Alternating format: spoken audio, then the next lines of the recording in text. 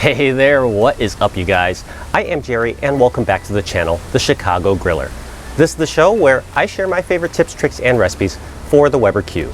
If you think that I can help you out, hit the like button and subscribe. There are a lot of great ways to prepare a terrific steak on the grill. But today I am going to share with you the direct grilling method, but also do it with a very unique and simple coffee spice rub. I hope you enjoy.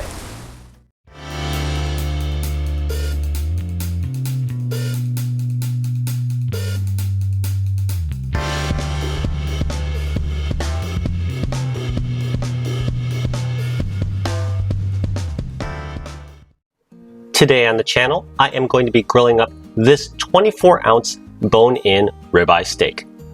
But back to this guy later, because first we need to prepare our coffee rub. So of course, start with some coffee. I am using Starbucks Cafe Verona whole bean coffee. Grind about 2 to 3 teaspoons worth of coffee in your coffee grinder. You can, of course, use pre-ground coffee if you like, but just like drinking coffee, this coffee rub will be better when ground fresh. So now, here we have our ground coffee. I like the dark roast that I use because I feel it gives some bolder, earthier flavors. That said, let's add to it. First up, 1 teaspoon of onion powder, followed up by 1 teaspoon of garlic powder. From here, you can now also add salt and pepper to taste, but today instead I'm going to use Montreal steak seasoning. It contains coarse salt, a variety of peppers, and a little bit of paprika, all of which goes really well with steak. Anyways, I do add about a half teaspoon to a teaspoon of that, and then mix all these ingredients thoroughly together. So now that our coffee rub is prepared, let's head on back to our ribeye. Go ahead and sprinkle that rub you just made generously over your steak. We don't need to save any of this for later. Once you've done that to the first side, with your clean hands and fingers, pat and rub that seasoning into the surface of your steak. And of course, as always, what you do on one side, you must do to the other side. So once again, I am grabbing my coffee rub and liberally sprinkling on the surface of the steak. You'll see I've actually coated this second side a little bit better and more thoroughly than I did that first side. So I think I will go back to that first side once I'm done.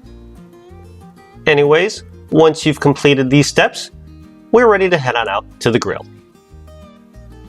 For today's cook, I'll be using my Weber Q 1200.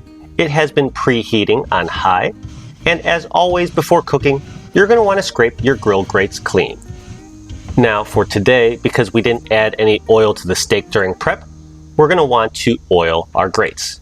This will of course prevent the steak from sticking to the grill. Now today I am just using olive oil. Some grillers will say you should use a higher smoke point oil like avocado oil when grilling steaks or anything at high heat. But truth be told, I've not seen too much of a difference in practice. So I typically just use what I have on hand. If I have olive oil, I use olive oil. If I have avocado oil, I'll use avocado oil. Regardless, I promise the steak will not stick.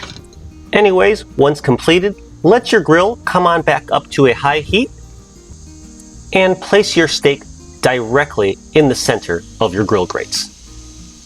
Use your tongs to gently press in on the steak to make sure it's in contact with the grill grates. Shut the lid and let this cook for about 4 minutes on high on that first side. After 4 minutes, it's time to open the lid and check on our steak and give it a flip. And that is perfect and exactly what we're looking for. Those are great looking sear marks. Those coffee grinds really do crust up nicely. After 3 minutes on that second side, for 7 total minutes, I'm gonna go temperature check this steak. I'm looking for about 125 to 130 for medium rare. And as you can see, I'm right there. So I'm gonna go ahead and pull this steak off of the grill. Since meat does continue to rise in temperature for a few minutes after it comes off the grill, this should be perfect. So after a brief 10-minute rest, let's cut into the steak and prove that it's cooked to perfection. So as I cut carefully across the grains, let's show you how this looks. Nice searing on the edges and pink throughout. This is a perfect medium rare. Exactly what I was going for.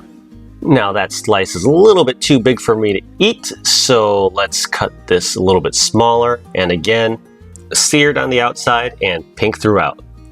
Let's give this a shot. And I'll tell you what, dark roast coffee like this really complements steak really well. This coffee rub really gives it a boldness, earthiness, and even a bit of natural smokiness for a gas grill. Now, Huey can't have any coffee, so I wiped his piece clean, but I assure you, he finds it just as delicious as I did. Give this recipe a try, you won't regret it.